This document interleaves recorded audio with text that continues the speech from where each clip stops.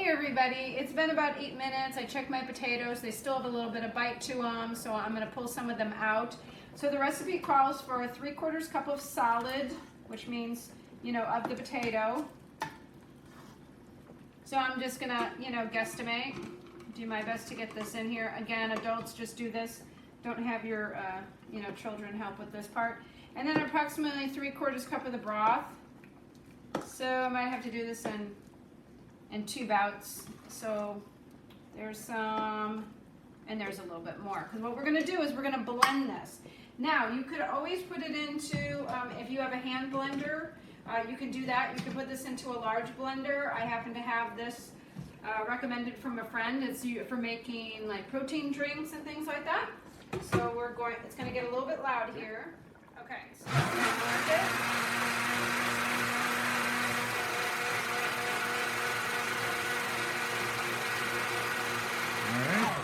Doesn't take very long. This is quite hot, so do be careful. All right, so here we are. We're gonna cut. Just so you know, it called for 1 pound of collard greens. I'm not sure how much is exactly here. I just got 1 package, and I think this is plenty. So what you can do is just lay a few of the leaves on top of each other, and then you're just gonna cut. So these are quite big. I am going to cut some of these down a little bit more. But you want them big enough that they're going to stand up in the soup. If you make them too small, then you're not going to, you just have little pieces. Unless you're going to blend the whole soup, you want some chunks to be able to eat. Okay, the one thing I just realized that I didn't do that some of you probably are going to notice and are yelling at me through the camera, I didn't wash the greens. And I'm noticing this as I'm cutting them. So, I will wash these. Well, that should be, even after you've cut them up, a quick throw into a colander, running them under water. Yep, or a little bath, a little water bath. Yeah. Yep, you just need to there's sometimes some grit, sand that's left on the collard greens. So you definitely want to rinse them, which I didn't do. And that is important to do. Otherwise, you could have a little bit of a gritty soup, and that would not be, that would be no bueno, as we say.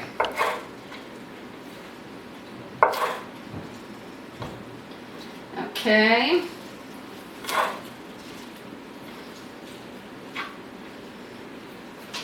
And we're almost done here.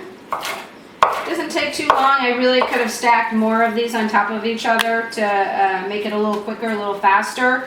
The other thing you could do is you could roll them like this to make your cutting a little faster.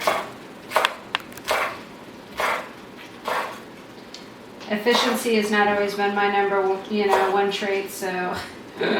Well, I think the important thing to remember too is this is not restaurant style cooking, right? We're not trying to crank out soups and meals. This is no ratatouille. Yeah. So there we go. Now I'm going to do a bath for them to get all the grit out, make sure that they're really great and ready to go for the soup, because I spent all this time making my soup and I want it to be tasty, and I don't want this to ruin my entire pot of soup. So I'm going to wash them, and then I'll see you back at the pot and we'll check on those potatoes.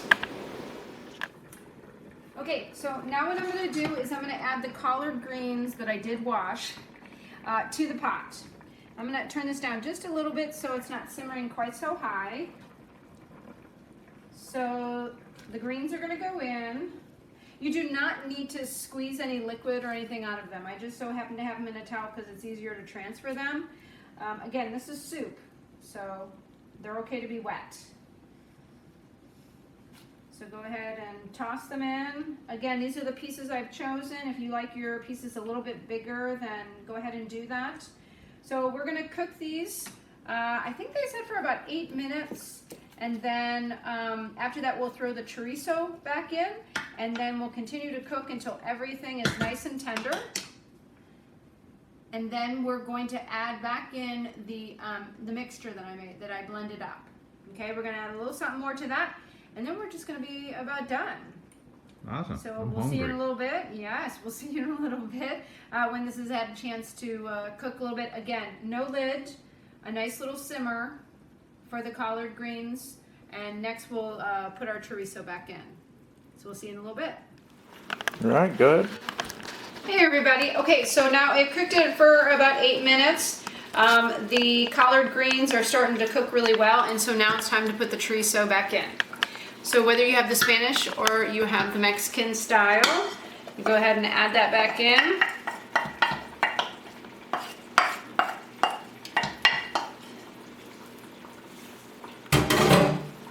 And go ahead and stir. And then again, the collard greens are not done cooking, so it does need about 8 more minutes, 8 to 10 more minutes of cooking. We were talking before about putting kale in here, but you could use spinach. If you really, really want to use spinach, you can. You're just not going to use as much cooking time. Really, this cooking time is to continue to cook the potatoes and the collard greens. So it's fine to go ahead and adjust. Just remember that to adjust for the spinach, because you know spinach cooks super fast. So it's really something you probably cook just for maybe a minute or two. And so we'll see you in about 8 to 10 minutes. Hey everybody. Okay, so now, you know, I put the chorizo in there. The collard greens have had extra time to cook. So now we're down to our last 2 steps. So remember when I put the potatoes and the broth in here and I blended it? The last step is you add 3 tablespoons of oil to this. Again, you can choose the oil that you want. You blend it again, and what this is going to do is it's going to make a slurry. Okay, so you can see it's nice and thick. So instead of using flour, you're using the potatoes and the broth from your dish. And what it's going to do is it's going to make your dish slightly creamy without using cream or flour. It's a great little trick. Yes, there's a little bit of oil in there, but we all need oil. We need some fat. And so there you go. So we're going to cook this for 1 minute. So I'm going to go ahead and set a timer. Love my timer. We're going to cook this for 1 minute. And then after that, we're going to add in 2 teaspoons of vinegar. You need to take it off the heat first. You add in your 2 teaspoons of vinegar. You stir. And you're all finished. The vinegar balances out the flavors, gives that just a little bit of acidity that the dish needs. Now, you might think this is crazy. It's September, especially here in Texas. You know, it's 90 degrees and you're making soup. Well, the reason I'm making this soup is because the winter temperatures are going to come. People in my house are going to get sick. And soup is so incredibly healing, has lots of vitamins and nutrients in it. And now is the time to practice these recipes. You don't want to practice it when you need it. The other great things about soups is they can be frozen. So when you have a moment on a Saturday or a Sunday, you can put on a pot of soup. And as Mario showed you, and we can show you how to freeze liquids. There we go. To freeze liquids, then you can freeze it, and then you can have the portions when you need them. All right, so here we go. Off the heat it goes. And 2 teaspoons of vinegar. This is white wine vinegar. And there's 1